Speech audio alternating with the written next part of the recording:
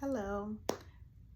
So sometimes we don't really hear God and really take in what God is saying.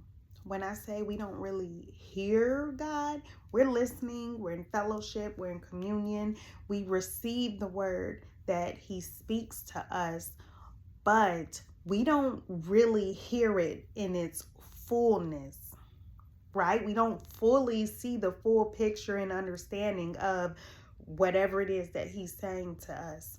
And I look at with Jeremiah as an example when he tells Jeremiah, don't be terrified of them. And he tells him, they will fight against you, but I'm going to rescue you. They won't prevail. And so God God will speak a thing, right? And He's not like us. He knows everything. So He'll just tell us something, in its truth. And we may in our own minds receive it a certain way. So we will receive it, and believe the word of the Lord, but do we receive it in the fullness of what it is, or understand the fullness of what it is? And so the example that God be bringing to me is with Jeremiah. Like, he's like, okay, they're gonna fight against you, they're not gonna prevail though, and I'm gonna rescue you. And so it's like, okay, not that Jeremiah would have been excited, or any one of us hearing that will be excited, but we know we're gonna face opposition. We know people are gonna fight against us and do things against us. But did Jeremiah really expect to be, to have attempted murder committed against him, to actually have somebody throw him in the cistern to end his life, and to almost actually die from it, and then be rescued at the last, point? And so you look at the intensity of that fight, that persecution, but the way God just simply said it, they gonna fight against you, but I'm gonna rescue you. It's gonna be all good. And so with God, okay, that's all good, because He's God. He knows, and He knows that when it's over, it's done, and that's it. And with us, there's trauma, there is PTSD, things like that from that type of situation.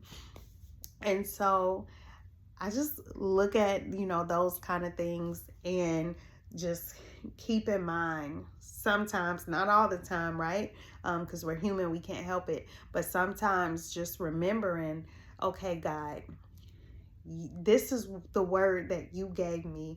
This is what you said to me. This is what you told me to do. This is what you told me I was going to be doing. This is who you called me to be. And this is what you said about this situation.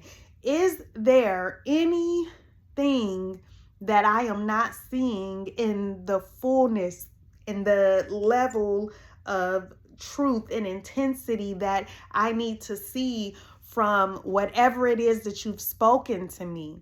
And so we can pray, and some things, God doesn't intend for us to fully understand or know. It's the same thing with, let's say, Joseph, in that kind of situation where God gives us a dream. He shows us a vision. He speaks something to us, and we only see a part of that thing, but we don't know everything else that's going to lead up to it. We don't know the difficulties, the struggle, the hardship. And so He'll show us, but He doesn't always show the fullness of it. So sometimes is, what did we assume about what He said, that we have to lay before Him. And in other times, it is just, we're just not going to know. But we can always pray and ask, Lord, open my eyes to anything that you intend for me to understand, receive, and see. And because God is faithful, He will answer. And He might not answer the way that we want the answer.